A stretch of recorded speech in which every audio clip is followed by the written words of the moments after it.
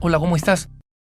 Te conté que recientemente había terminado de leer un libro hermosísimo, Sorprendidos por la Verdad, que solamente está en inglés por ahora, Surprised by Truth, que cuenta la conversión de 11 evangélicos y que tiene un valor enorme para mí por dos razones.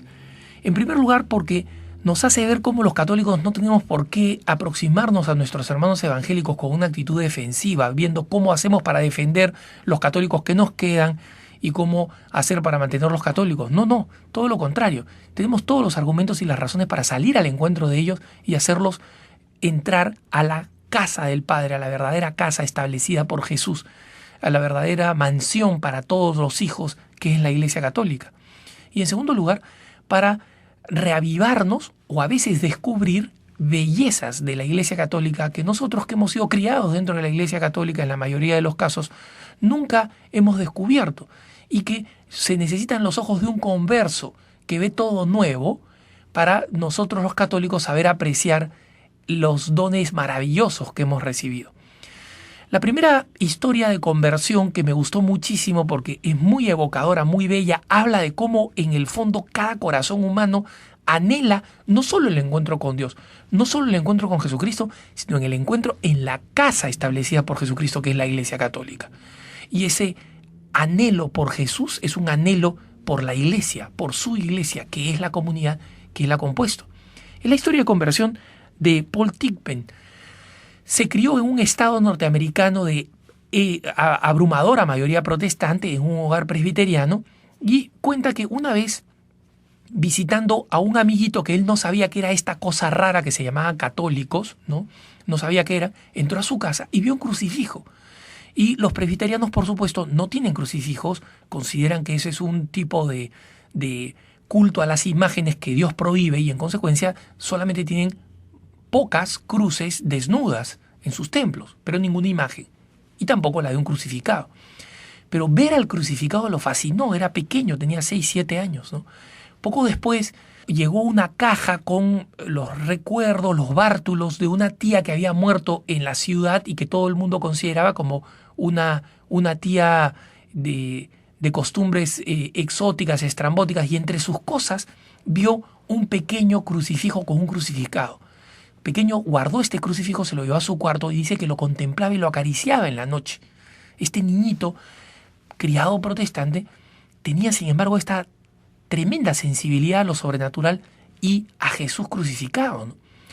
Él cuenta que en algún momento este crucifijo desapareció, ya sea porque se rompió, ya sea porque los papás lo descubrieron y se lo quitaron, lo que fuera, desapareció. Entonces, en un cumpleaños, cuando el papá le preguntó, bueno, hijo, ¿y qué cosa quieres que te regale? Él de pequeño contestó, un crucifijo, papá.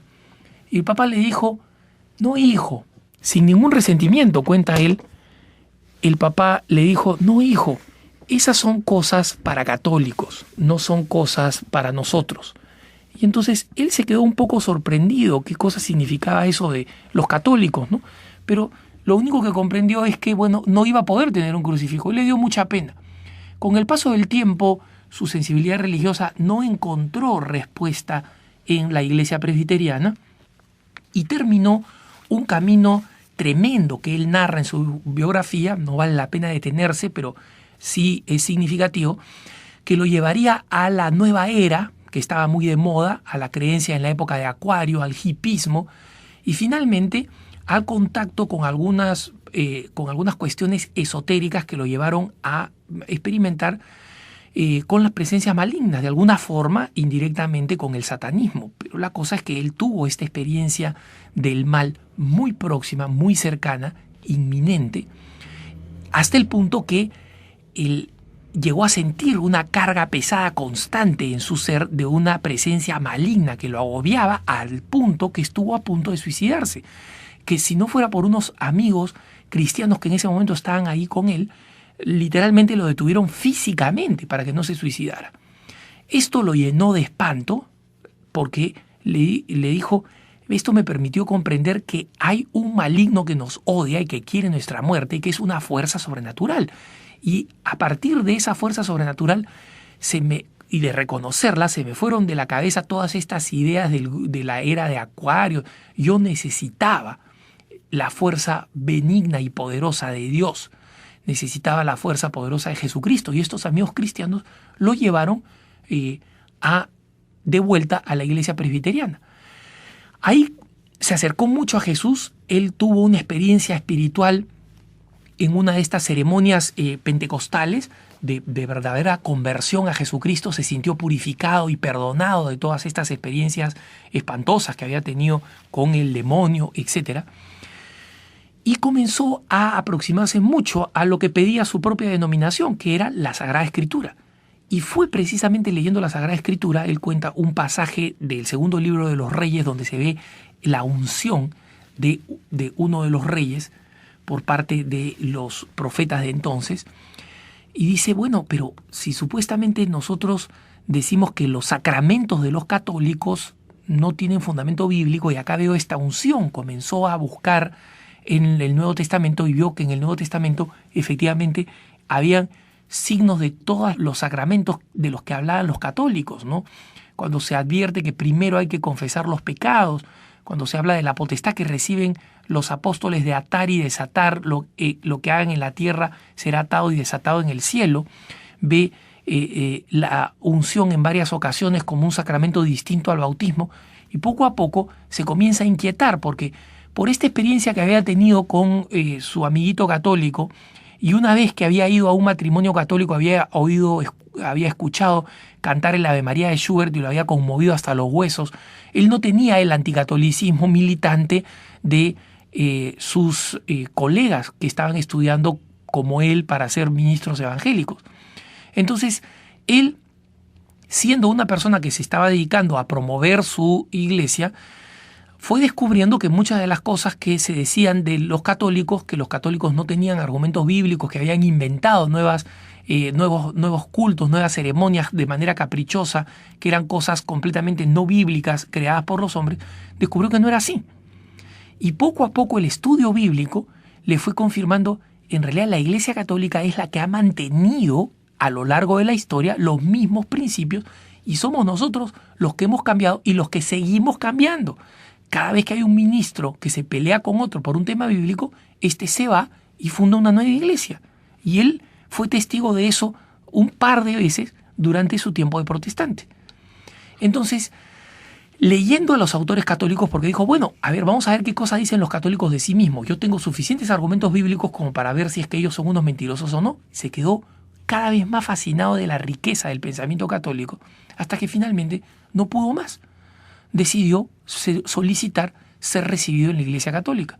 Por supuesto, cuando le dijeron, vas a pasar por un curso de formación de lo que es la Iglesia Católica, él dijo, bueno, está bien, pero por si acaso yo les puedo decir que conozco la doctrina católica, pero al dedillo, y efectivamente demostró al sacerdote que la sabía tanto o mejor que el mismo sacerdote. Entonces le dijeron, mira, tú ya estás preparado para ser recibido dentro de la Iglesia Católica.